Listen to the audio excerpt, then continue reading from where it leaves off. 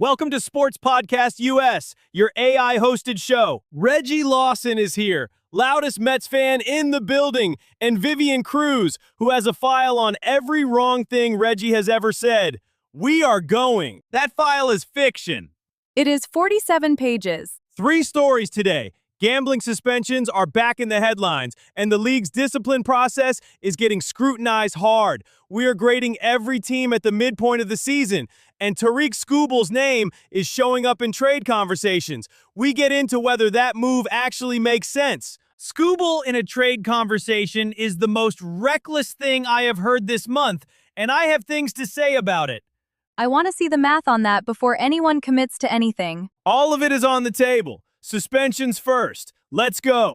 Quick lap around the leagues before we get into the main topics. Spain are your 2026 World Cup champions, beat Argentina in a final that wasn't close, and Messi had a difficult night by his standards. Messi had a difficult night, and people are still writing 10,000 words about it, which tells you everything. He got a 3 out of 10 in the player ratings, which is genuinely remarkable for someone who still made it to a World Cup final at this stage of his career. England mourning today as well. Kevin Keegan passed away at 75 after battling cancer, a real loss for the game. Keegan at Liverpool was a different era entirely, worth a full conversation on its own. On the NBA side, offseason grades are coming out, and the Sixers are getting high marks on their moves. We will get into that later. I saw the Sixers grade and I have questions, but I will wait. That is the lap. Gambling suspension, Skubal, and the midseason grades are all still ahead. Let's get into it. All right, the NFL came down hard on a Cardinals executive this week, indefinitely suspended for a gambling violation. Reggie, where do you land on this one? Indefinite is the right call, and I don't want to hear anything about overcorrecting. The league has a gambling problem right now, and soft punishments are what got them here. The hard evidence piece is what matters to me. If the league has documentation and a clear violation, indefinite is defensible. But if this is a warning shot dressed up as a conviction, that's a different conversation. You're splitting a hair that doesn't need splitting.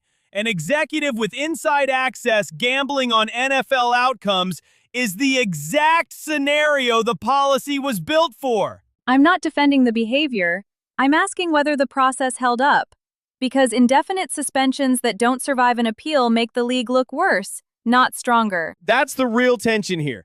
The NFL wants to signal that nobody is untouchable, but if the evidence doesn't fully support the punishment, it becomes a PR move more than a policy one. The signal is the point, Casey. Every front office employee in the league just got reminded that the line is real and the consequences are real, and that matters. Fair, and I think the deterrence argument is genuinely strong. I just want the underlying case to be airtight, because the next one will cite this one as precedent. Good debate. We will keep watching how the appeal process plays out on that one, but up next, we have got Skubal. Let's get into it. All right, East report cards are in. Sixers get an A for the offseason. Celtics land a C-. Vivian, you buy those grades? The Sixers grade I buy. They addressed real positional needs and didn't blow up the core, which is harder than it sounds for a team that's been rebuilt 3 times in a decade. The Celtics C- is where I push back, because a C- implies they got worse, and I'm not sure the moves they made actually cost them anything yet. The Celtics C- is fair, and it's not about what they lost. It's about what they didn't do when the window was wide open to upgrade. Standing pat when you're the defending conference favorite isn't automatically a C-, Reggie. Sometimes the grade is for what you didn't break. The East got more competitive around them, and Boston's front office acted like nothing changed.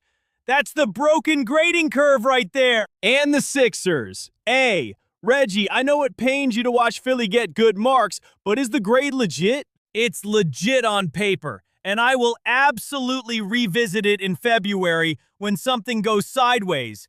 But the off-season work?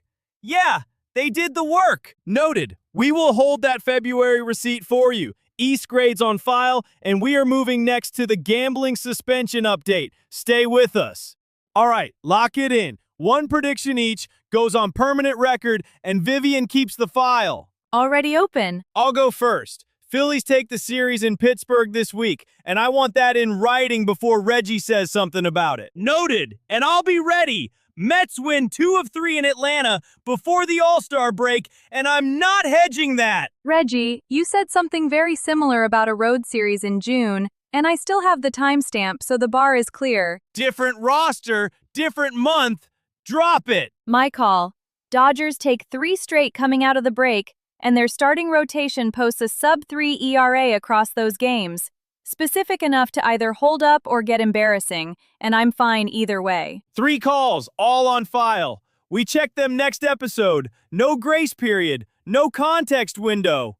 That is the show. Predictions on file, grades submitted, and the hammer has officially dropped on all the big stories.